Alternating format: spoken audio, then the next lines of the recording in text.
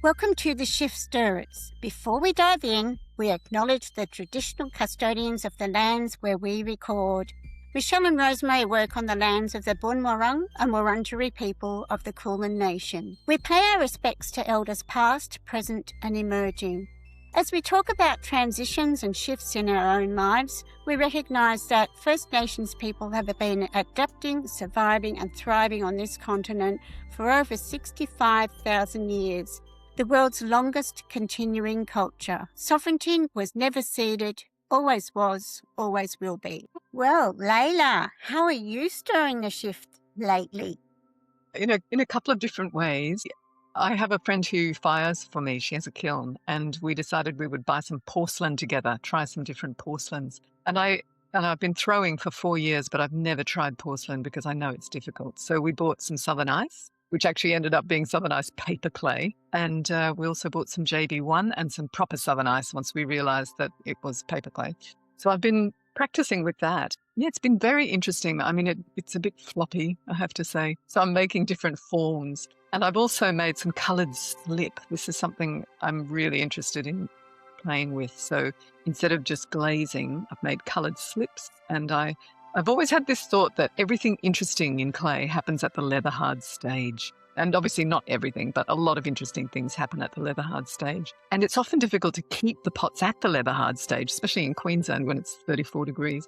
So I brought my esky in and I'm keeping things in my esky, and I've been mixed up some coloured slips using powdered stains that I've got. And there's these beautiful blues and greens, which is why water, right? It made me think, water, like that's what the colours of water and nature really. So I've been using the coloured slips, and then I also bought some beautiful new carving tools from Bushcraft in America. The guy who used to work for Diamond Core has gone off on his own. They're absolutely beautiful, and they arrived quite quickly. I thought it was going to take forever to get here from America. So I made this teapot where I've carved these rivulets into the teapot, and I just enjoyed it so much. It was so fun. Wow. And it's like when you're working with colour like that, it's like you're marinating in the colour. So if you found a colour I found a colour that I absolutely love, and I could sit with that colour and play with it all day long. What a great way to stir the shift. Yes. Thank you. I've just bought the bush. I haven't got them yet, but I've just bought the tools too. Fantastic. And I think that they're actually Australian. I don't think they're American. This guy that I've bought them from is definitely in America. He's in the States. He was interviewed on the podcast actually with, the Potter's Cast. The Potter's Cast fellow interviewed him recently, and he's in California, I think. Or maybe he's got an outlet in Australia though. Yeah, maybe. Yeah. Oh, I'm excited. I'm waiting for mine to get here. They're beautiful. They're absolutely lovely. So Rosemary, seeing as Leila's told us how she stirs the shift lately, why do we stir the shift? I do not know. You tell me. We stir the shift because what we want to do is we're going to ask you, have you ever wanted to make a change in your life and move more from a career-based to an artisan-based lifestyle? Well, if you are, we're the show for you. We don't have all the answers, but what we do have is lots of people that we interview who have made transitions in their lives and who can help you get curious about what changes you want to make. So I'm Rosemary Patterson. And I'm Michelle Benson. And we are the Shift Stirrers. Yes. Welcome today, and we are so grateful to have Leila with us, a doctor and psychotherapist who brings a desire for connection and presence to her ceramics and speaking to the observer through form and colour. Welcome, and we are so grateful to have you sharing your wisdom with our listeners today. Thank you so much, Rosemary. It's delightful to be here. Thank you so much for asking me. That's wonderful, and we have got to know you through the Daring Artist community, Amy Kennedy's, and so we do know quite a bit about your work, and thank you. So we're up to question 1. You came to Australia from England when you were 5 years old. That's young. Your mother is from Iraq, and you grew surrounded by Arabic paintings. How did that experience of growing up between cultures, Iraqi heritage, English-born, Australian childhood, how did that all shape who you then became, who you are today? Well, I think it's absolutely integral. Those early experiences of childhood just have a huge impact and have had a huge impact for me on how I feel myself in the world. And it was quite difficult arriving at that very young age. We'd actually been living in Africa. So when I arrived in Australia, I had a very strong African accent. And I remember fronting up to school in Brisbane in 1905 and just feeling so different, should I say, I was going to say being made to feel that I was extremely different, and it was very difficult to fit in. I felt very much like an outsider, and that influenced me for life, really. And these are the things that I think therapy gives us the opportunity to revisit and soften a little bit, which we'll talk about. So I feel very grateful to have had that experience. And I would say that my mother, she brought these massive Islamic paintings from the Middle East. She was not Muslim, but for some reason she brought these enormous paintings, and they were just so impressive, in a sense, because of their enormous magnitude. Like one of them covered an entire wall, and it was a picture of a Muslim saint slaughtering somebody on horseback, these two men on horseback, and this saint is slicing his opponent in two with a sword. Like, it's just the most violent thing. A beautiful painting, but really just so different from anything you would see. But she was also into all kinds of art. So we grew up surrounded by prints and ceramics, and I think the two of them did silver working and leather working and all kinds of things. They were lifelong learners. It was fabulous. Wonderful.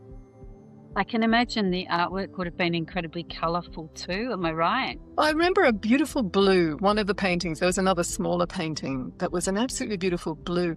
And the other thing about those paintings is the way they put them together, because there's this one central image, but then they were depicting heaven and hell in the corners of the painting. And you can imagine how they depicted heaven and hell. It was just so fascinating.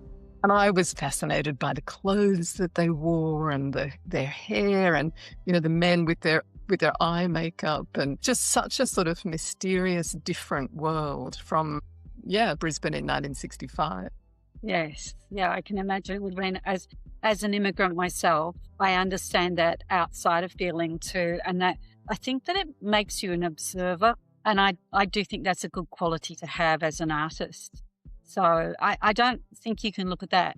I mean, you do feel like a fish out of water, but that level of being able to observe makes you who you are today, which makes you an artist and a ceramicist. That's a very interesting point. Yeah, it's a very interesting point, because we do need to observe, and we need to be, it's almost like, I feel like I am a transducer for something when I'm making art.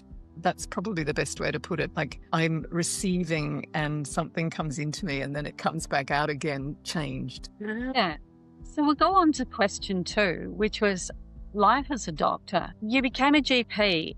What was it like being a female doctor at that time in the late 70s, when there were so few women in the field? It was a very male-dominated profession. How did that shape your experience?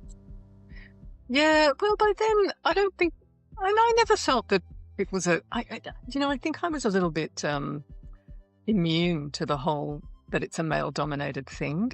I'm sure that it affected me, but I just was a bit like water off a duck's back in some ways. I knew that the culture, it was so wonderful to be a doctor. I felt so grateful to have that training and to be able to do the things we did and to be able to work with people, and such an opportunity to demonstrate caring and serving and being kind, really. It was wonderful.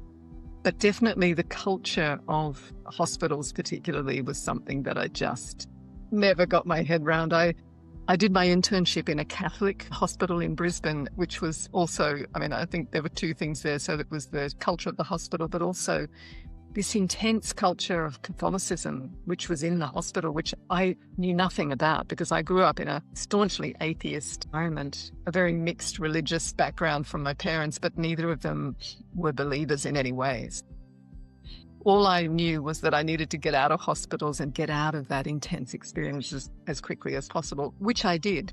And that's why I did general practice, because I knew it was going to be one way that I could create more of an environment that I was comfortable in, and that I could also do it part-time. That was so important for me.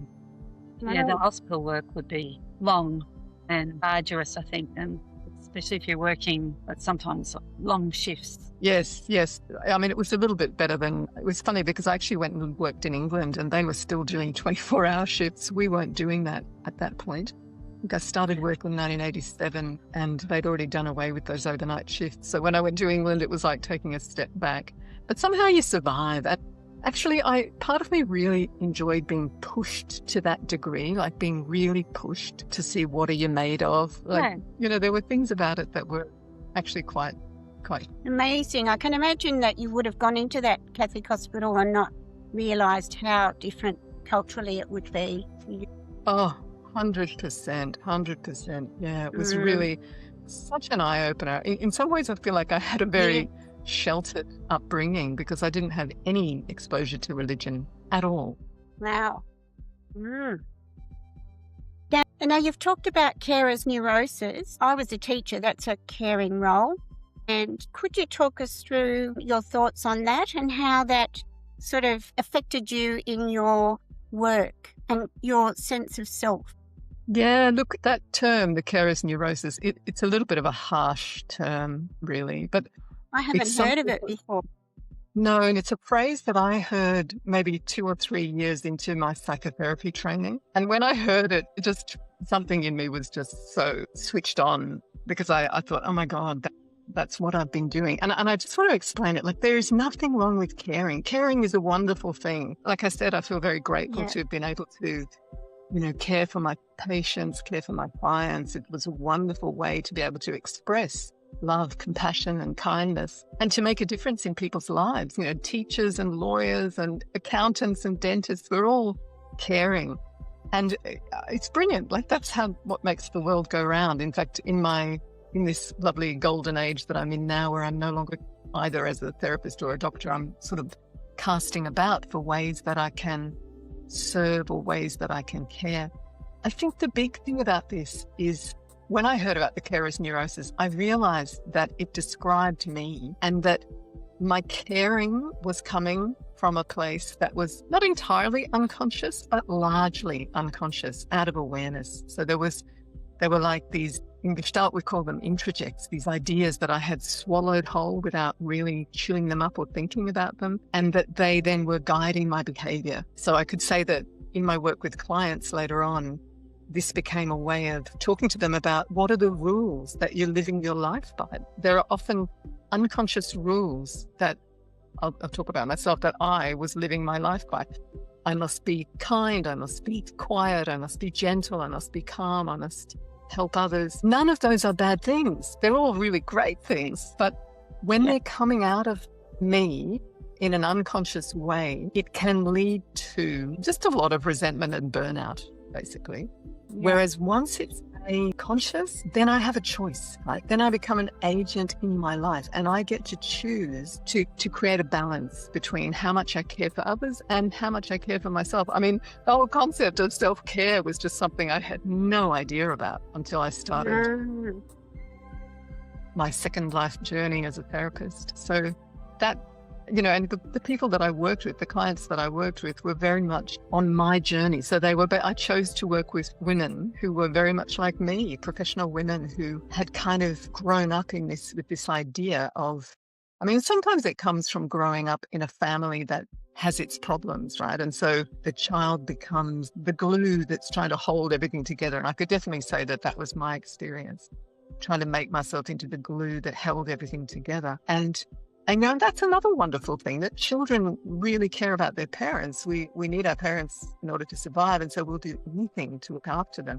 But to bring all of that into consciousness and actually start making choices and realize that I had a right to exist as well. I had a right to breathe the air. I had a right to exist, and that I could also take care of myself. That was an absolute revolution for me. Yes, and you had caring in two places. That the type of your work was caring, and as a family you've just sort of described the caring part of that. So you didn't get a break really from caring. And isn't that the case for so many women? So many women are in a similar situation, and I think often there's a lot of anger and resentment around that when those behaviours are unconscious. And once we start realizing that we actually do have a choice, that is a revolution. It's a huge change. Wonderful. Yeah. I'm just going to relate to that because I know when my children learnt to drive and left home, and there was a few months there where I was lost because I didn't have anyone to care for. And Yes.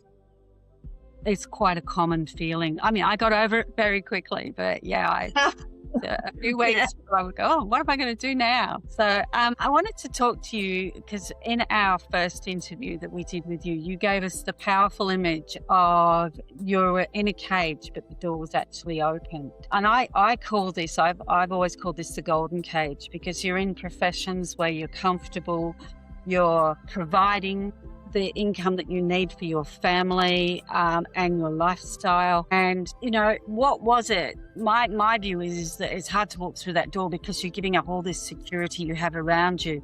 But what was your view about that? Yeah, everything you just said, absolutely right. And I think we all have a version of this, but, you know, my sense was it's the sunk cost fallacy, isn't it? That I'd spent all this time and all this energy passing these exams, and like, you know, getting through medicine was not an easy feat for me.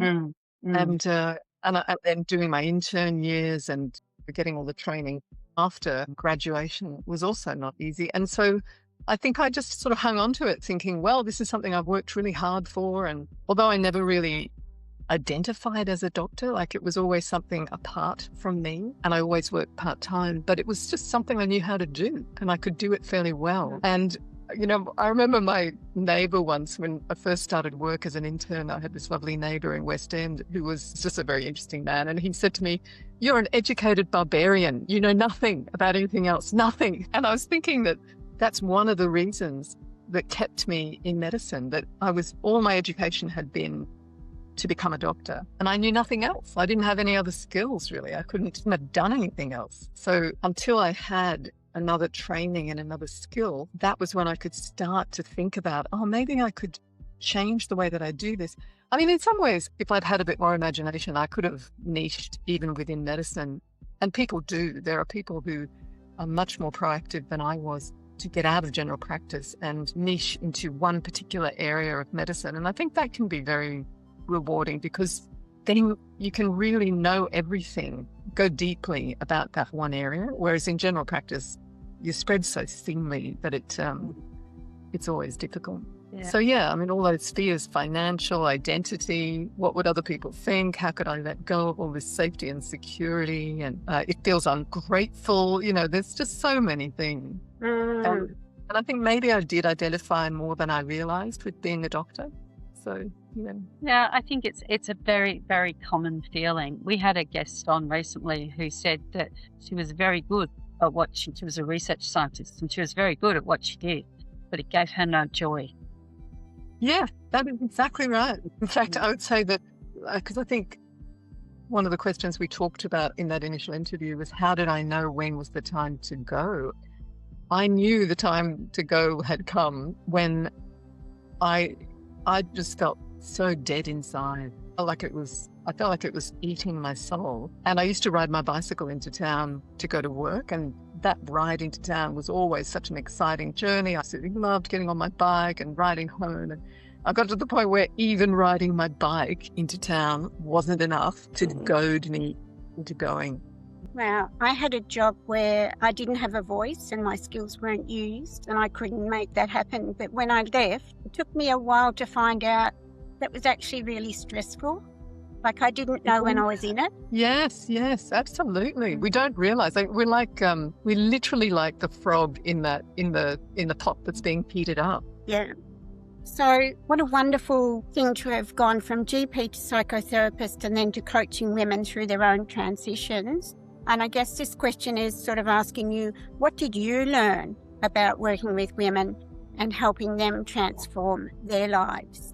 Oh, look, I look back on that 15 years as some of the best years of my life. And really, you know, what the whole reason that I went into that well-being business and running women's groups and seeing people one-to-one and taking them on retreat in Bali was that I felt that I had had such a wonderful journey myself over the 4 years that I studied Gestalt therapy. And I knew how much it had liberated me. Like I felt so much more able to choose, so much more like an agent in my own life, so much less like it was being done to me. I blamed my family less. I blamed my husband who left. It gave us an opportunity to really sort of fix our relationship in many ways. And so working with other women was just such a gift. It was just delightful because I knew that journey so well. And I was just a few steps ahead, really, just a few steps ahead. And so many of them were even more deeply mired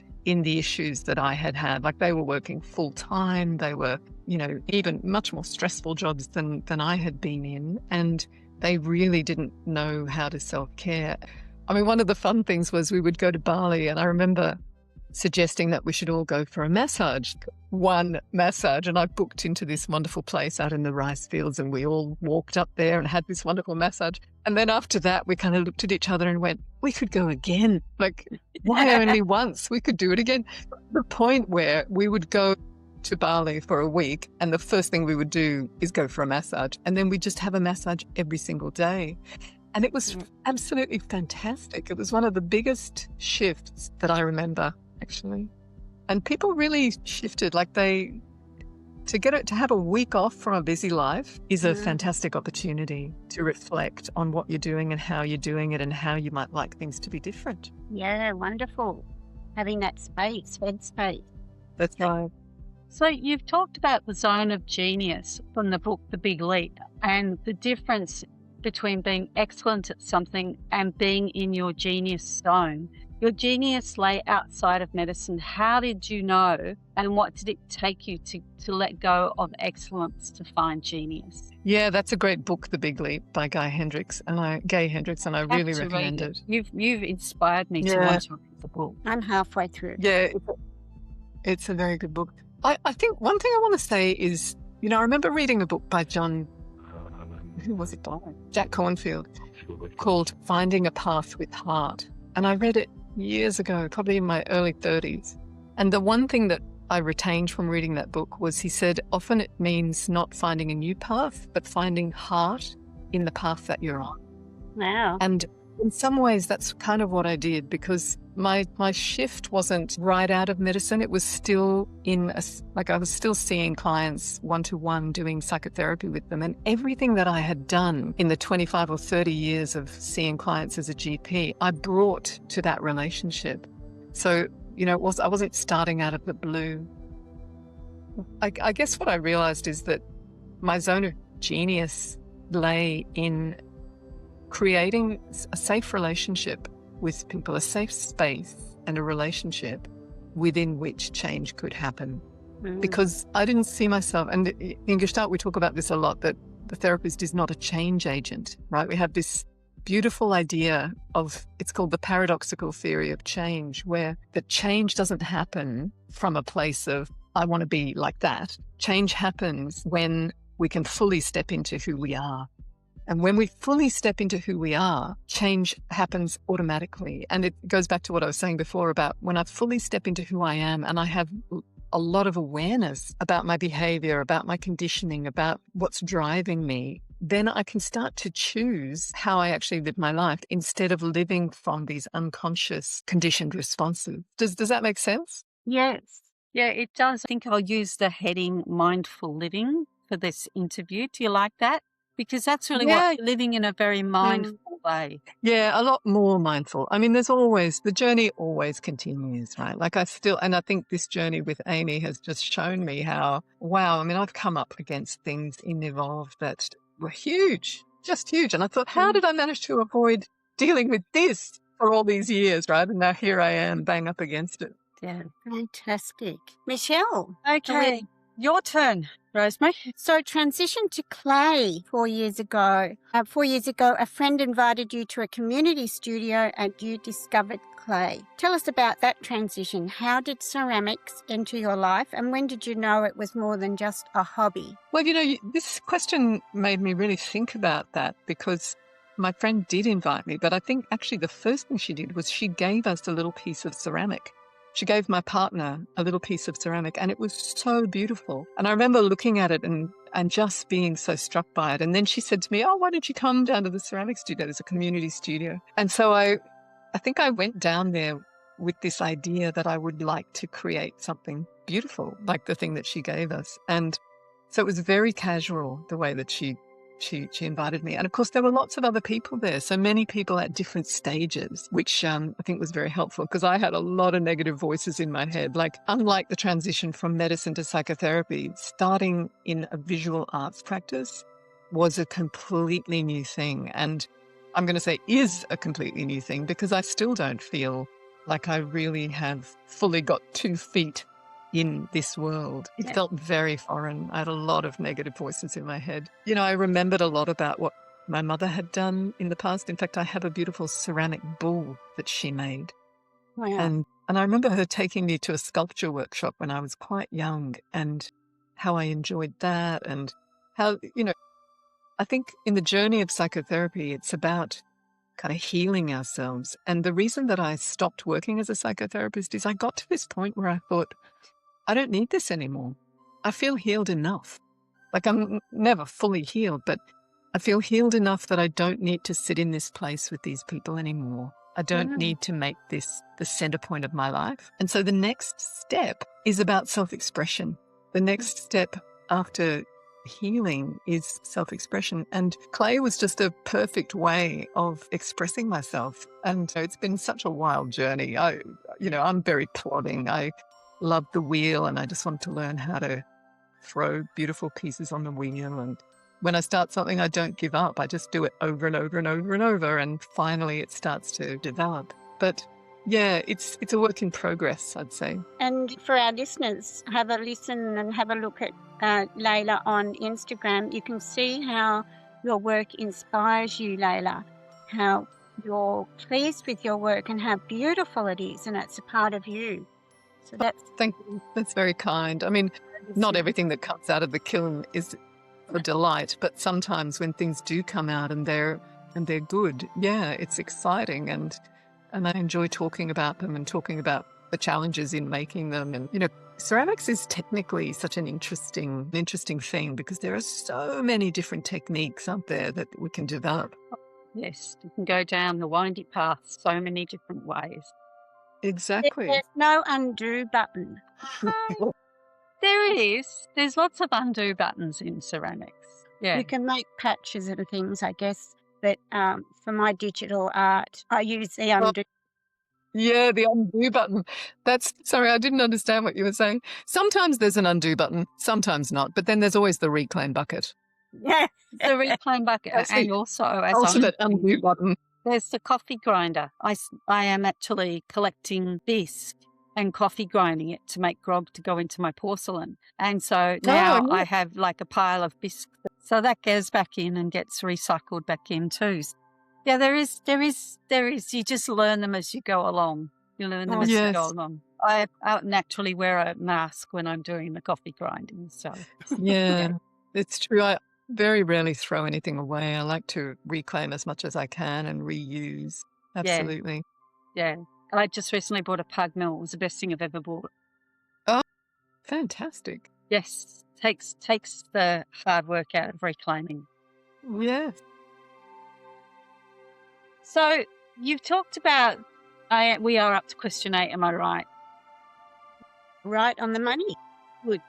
We've talked about being, and I've got my questions over here. This is why I'm looking over here right now. We've talked about being inspired by beauty and the excitement of making something beautiful to your eye. What does the creative freedom feel like? And can you tell us how the different creative freedom feels from being a doctor or a psychotherapist? And I know you've sort of half answered that. And at this stage, we will put up some pieces of your work so that people can see them. So if you could talk us through, like, your work is beautiful. I love your forms that have the goddess, they call the goddess shape, or it's got a couple of shapes within the vase. And your simple but very poignant images that you put on there. And I just love those. So thank you. Yeah, look, it's so different from being a doctor, being a psychotherapist. And I guess, when I talked about self-care, I would say that, having a studio feels so indulgent, and I'm so grateful to have it. Yeah, it feels like a sacred space in here. Like I've made it, like in the way that it's a beautiful place to sit. And I've got one end of the studio, which is kind of the working end, and another end where I can sit comfortably and read books and look at things and write. And it just feels so indulgent. It's like, Virginia Woolf talking about a room of one's own. It really feels like that. Whereas I had a consultation room downstairs in the bottom of the house, and that really didn't feel like it, because in the consultation room, other people came and it was about other people. Whereas here, the studio, it's all about me. It's all about what's my internal process. And that sounds terrifically selfish. Even as I say that, I sort of feel selfish. But maybe in some ways, to be an artist, I need to be selfish. I need to give myself time and focus on my own internal story and my own internal space and see what wants to emerge. And the end result is not selfish. The end result is a piece of work that hopefully will communicate something to another person, that will excite them, that will light them up. And that's really, I guess, what I'm looking for in my work is how does a piece make connection with other people? So it feels very different. And yes, it is about giving myself permission. And it's just such a quiet space. It's funny because since the studio's been finished, which is only recently, my husband keeps coming to the door and wanting to come in, and I'm just like, out. Terrible. Yeah, it is a sacred space. I hope you have a couch for sitting and contemplating. I have an armchair, that's right, yes. And a beautiful table. You do need to be, because thinking about your work is a form of your work. I'm always reminded of the Big Bang, where they're standing in front of the board and they do nothing but they're looking at the board for hours and hours on end. And it seems a bit like that. You just like, you need to be in a zone and you need to be thinking about what you're creating and surrounding yourself with your influences, whether they be something that you've made that you're not 100% happy with, that you saved from the disc firing and kept, looking at how can I improve this, or whether it's something that, you have that from your past that's really inspiring you. And I think that collection is very important, and looking at that and thinking about that. Yeah, and it's lovely to have space to actually put the pieces out. Like I rotate them, I put things out so that I can look at them. Because sometimes when something comes out of the kiln, I'm like, I'm not so sure about that. And then I leave it out for a while and I start looking at it and going, wow, that's actually really interesting. Like the way that does that is really interesting. And so it takes a little while. Yeah. And I just feel delighted to have them around me. And there was a beautiful moment. I was preparing for an exhibition recently and I had all of those goddess vases out on the table. And I came in first thing in the morning and it was like walking into this, I don't know, some sort of temple with the priestesses. It was so interesting. It's like they were alive. Yeah, well, they are. You've brought that clay to life. And it's just like Rosemary does with her books. She brings the drawings to life. You've brought that clay to life. And going back to an earlier part of the conversation, I don't think you found clay. I think clay finds you. And it is something that you need that, and so it comes and finds you, which is really, when I listen to you talking, that's what's happened. That's a lovely way to put it. I do feel so incredibly grateful to have something to do with my hands. I think that is a really important thing, and it's something I've missed all my life. I mean, I played music, so I played guitar and so on, but to have something to do with my hands and actually have something to see at the end of it is it's lovely playing music with people. I absolutely love that too, but to have a piece at the end of it is just so amazing. And I'm reminded of that story in one of Charles Dickens' books, The Tale of Two Cities, where the heroine's father is put in prison and he's in prison for years and years. And while he's in prison, he starts making shoes. And it's the way that he survives is by making shoes. And they go to Paris and they rescue him and they bring him back to London and he's perfectly fine. But when things get tough, when he gets stressed, he gets his shoemaking gear out and he starts making shoes. And I so get that. It's like, this is something. The hand and the head and the heart are so connected. Yeah. Well, wow. you would know this better than me, but the majority, there's a large percentage of our nerves in our hands, isn't there? So it makes sense that it connects to your brain and it's connecting to your heart in the feeling of wellness and where you are. So that to me There's makes something- it, even though I don't, from a doctor's point of view, it must make a lot more sense. Yeah, no, I really don't know. But there's something that really creates well-being from creating something and from working with hands. Do you find that, Rosemary, with your drawings and your books? I mean, it must be wonderful to see your book when it's finished. Yes, I love to see my books when I get them in the mail. Yes. So Rosemary and I realised we do something the same, and we didn't know it was the same. And what Rosemary calls it flow drawing, I just call it like just in my state. Do you do something like that? And this is not a question list, it's just a question out in the wild. Yeah. We actually, both of us, use our pencils a lot. For me, when I'm at the markets, I'm just flow drawing, which is a word I picked up from Rosemary. I wish I did it more. I'm actually working on trying to get myself into the habit of drawing. I've surrounded myself with visual arts diaries and pencils and pens and all kinds of things. I have a huge resistance to it, and I know that it's another layer of conditioning coming off. This sense of I can't draw, I can't paint, I don't have a sense of colour. And I know that the way to move through these conditioning statements is to make them louder.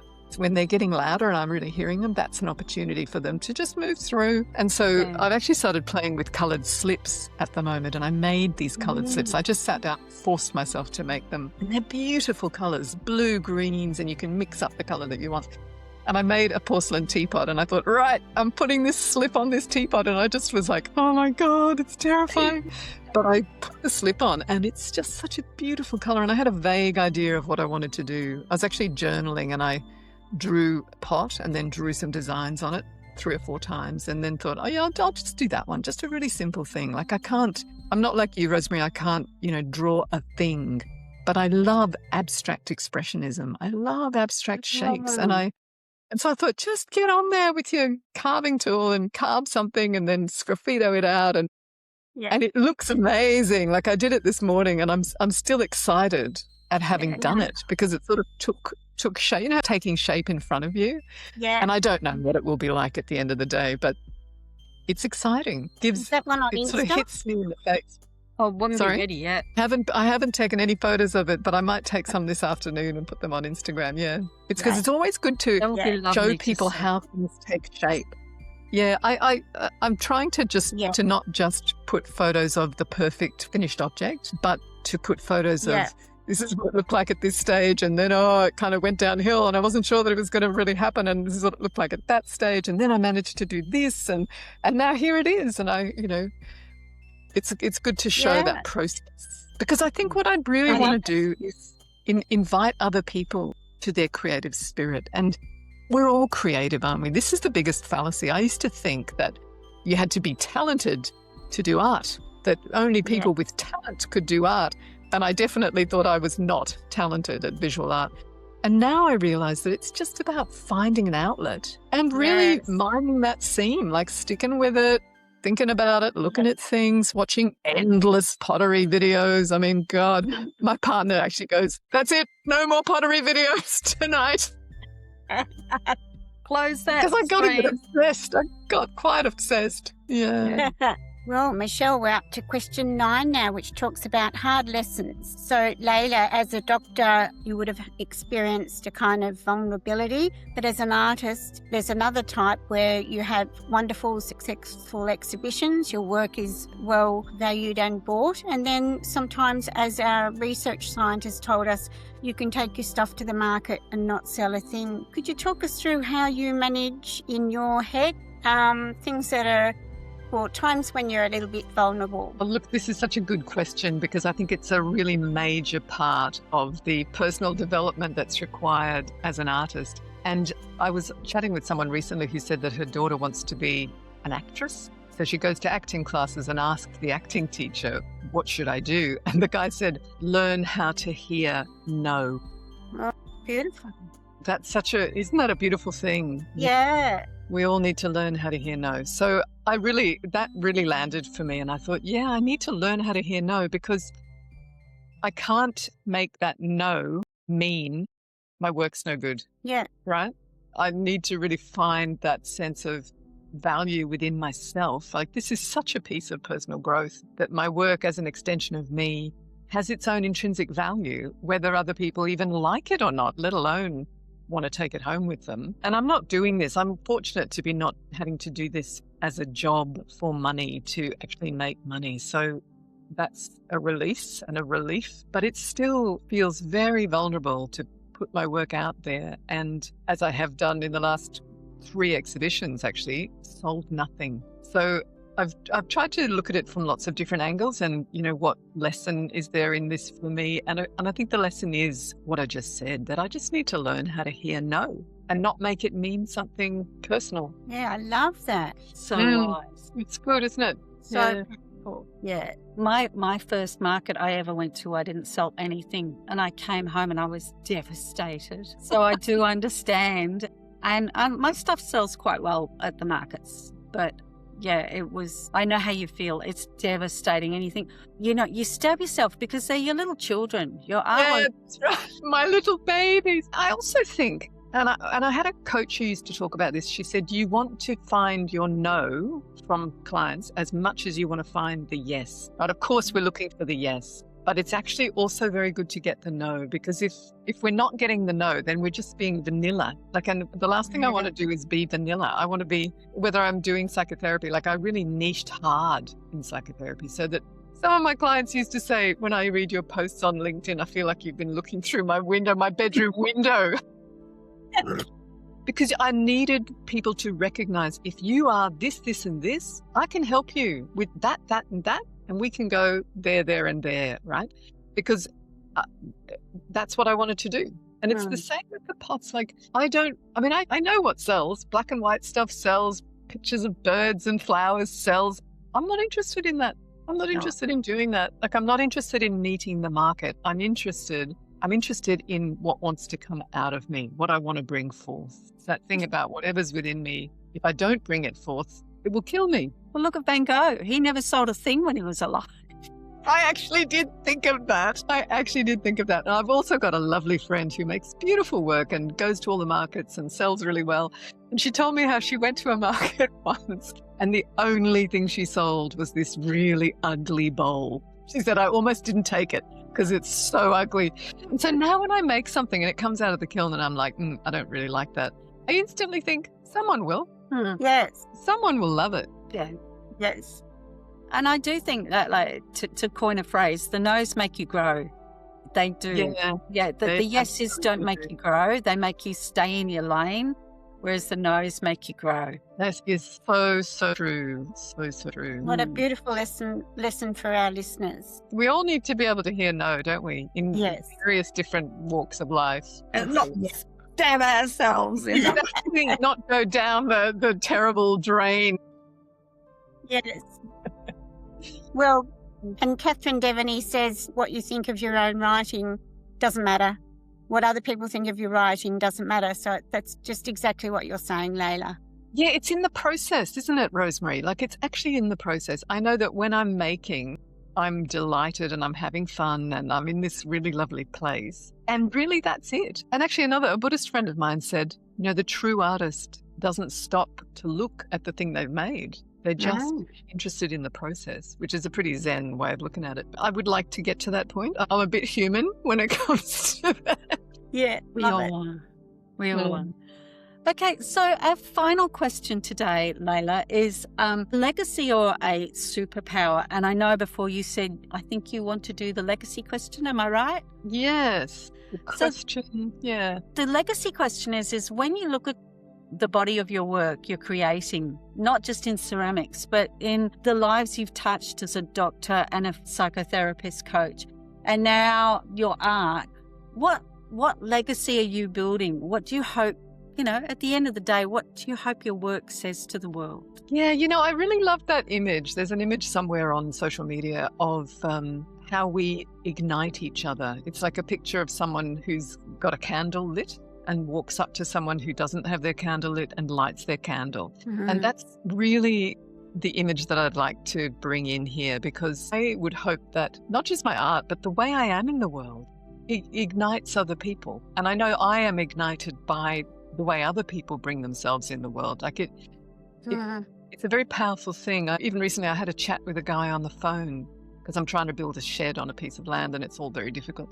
And this guy was just so helpful, so kind, he was just lovely. He was just lovely. And I kept saying to him, thank you so much for your enthusiasm. That was it. He was more enthusiastic about the project than I was.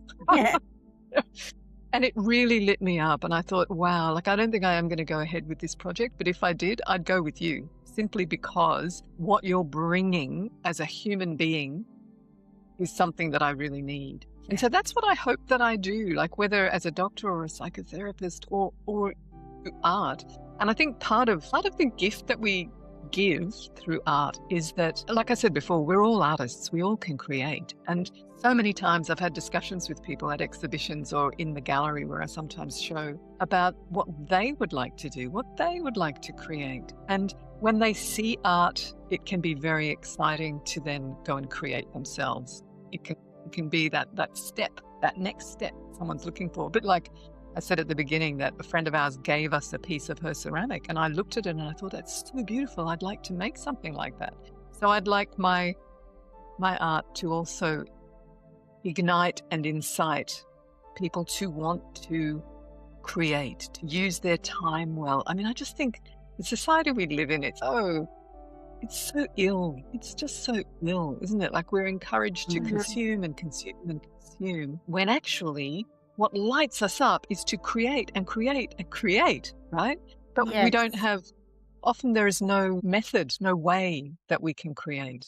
Whether you're creating a piece of pottery or creating a workshop or creating a retreat or creating a song or piece of music, like we inherently need to create and it lights us up, right? I know that you guys are creators. I'm imagining it lights you up. Why do you create? Yeah. Rosemary, you can go first. Well, sort of because we have to.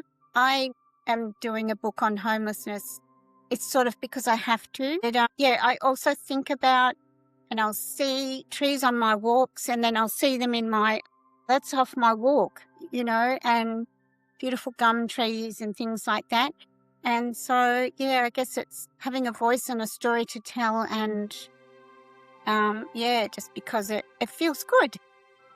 Yeah, that's lovely. And I love that idea that, when we're making a piece of art, we're capturing a little piece of what we see and presenting it to people so that they see it too, whether it's a tree, an animal. At the moment, I'm working on a whole series that I think is about water. And I'm really excited about that because I think water's really important. Yes. I'm looking forward to seeing that one. Yeah. I create because it's within me. I have to express what's within me and to bring it out. My ethos is one of the things I want to leave, I want to leave joy through the touching and feeling of objects. And I have had people say to me that they have a little piece of mine and it sits on their table and it brings them joy. Yes. But it's within me. I have to get it out. And I'm currently working on a project that has been in my head for 25 years that I'm actually starting to get out. And I think I'm finally resolving it as to how to get it out. And it's so important to me. I'm so passionate about it. So we were talking to a lady called Dana just recently, and she was saying that, you have to get it out and then you move on to the next thing, thing. But you have to get that out of you. Has to come out. And somehow, when we actually let the idea grow and give it roots and water it and put it in the sunlight, it's like we're revering it. We're making it sacred, right? Like I haven't thought about water really, but I made this pot and I thought, it's like that blue is the blue-green of water and I'm making ripples. And then I started thinking about water and how I love water. It's joyful, oceanic joy. It ripples, it laughs, it dances, it sings. There's so much to enjoy about water. I love drinking water. I love being in water. There's so much.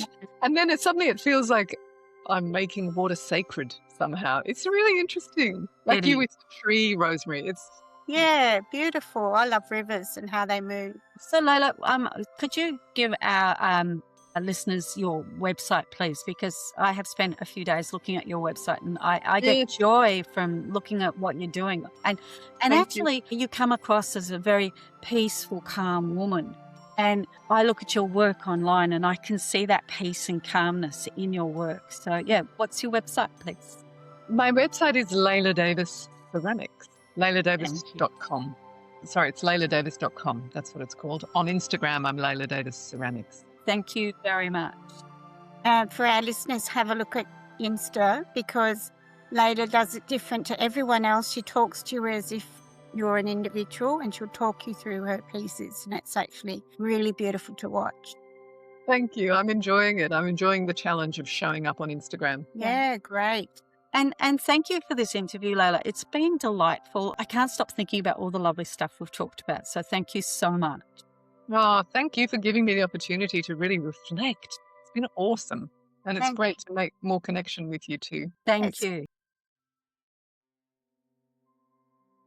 Oh, okay. Rosemary, key learnings from Leila. What were your main ones? Yes. Well, I've picked learnings that similar. So she talked about the carer's neurosis, and she talked about seeking joy, not being selfish. And in a role, lots of roles for women, doctors' roles, teachers' roles, nurses' roles. And so what I got from Leila was these wonderful things of, it's okay for me to seek joy. And for all women, for young mums, old women, it's great. You're allowed to seek joy. That. And I was a teacher, so I was in a caring role, a beautiful, important role. Teaching is a very important role, yes, but it's okay to seek joy. I love that from Leila. And the carer's neurosis. When she came out of being a GP and, having to train herself that it's okay to be an artist and to seek joy. I love that.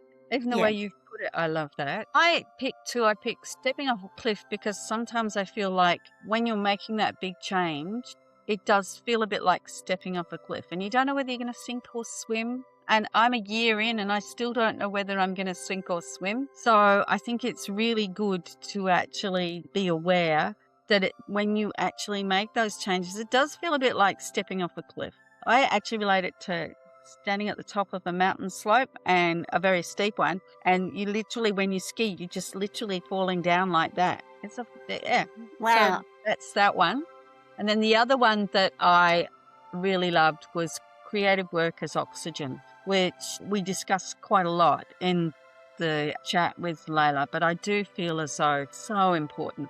It is, you're creating, joy. you have to. Yes. So what's inspiring you, Rosemary? Great. Well, I'm inspired by Leila with her Instagram. I love the way she gets on and she introduces us to her art, and then she takes you through steps and different parts of the art that you wouldn't see as an observer unless she pointed it out. And so I'm going to do that because I've got my author copy for my next book, and it's about how so exciting. We're too much on our screen. So once I've fixed it up, I'm working on that today, and then I'll order not author copies. Because they put a not for sale across the fronts because you're not going to sell it. It's your check-in copy, yes. And then I go and write all through it. Anyway, point is, when I get the final version, which will be next week, I will do a couple of instas where I'm taking people through why I did the story and what's inside the story. Hopefully people love it as much as I do. Wow, cool. What about you? Have you been shopping this morning? I have been shopping and I'm doing brand new work at the moment. So I actually am inspired. I'm going to go back a step. I actually did Amy Kennedy's course, Make Exceptional Work. And in that course, she actually tells us to give ourselves constraints. And so I am working, as you know, because I said last time, I'm working on a new project, which I will release next podcast that we do. And I gave myself some constraints around this project. And in giving myself constraints, I've actually found freedom in those constraints, which surprised me. It surprised me because I suddenly thought, these are the constraints, but I don't need to think about that anymore, and I don't need to think about that anymore. So I'm inspired by the fact constraints can give you freedom. So that's inspiring me. So constraints might be limited colour, limited shape, that sort of thing. Well, one of the things that I said is like, these are going to be sculptures, not functional wear. So it's not functional. So suddenly, by constraining myself to that, I don't have to use I went to buy some special oxides today, and the lady said to me, "Oh, you can't use that one because it's not food safe." And I said, "That's fine. It doesn't have to be food safe. So I could choose this wonderful color. That's what I want. That's not food safe. So it's fine. It's fine." As I said, that's fine. Can you hear the music, Rosemary? Yes, I can. Yeah. Where did you get? Well, Erin, our lovely Erin, actually who has been working with us as a, what do they call, graduate for a couple of months, actually made that music for us. And I'd just like to thank her. Her details will be in the notes that we're doing at the end. But yeah, I just thought I should mention that. So thank you, Erin. That's wonderful. All right. Well, we'll see you next time, Rosemary. Have a great day experimenting. I will. Okay. All right. Bye-bye. Bye.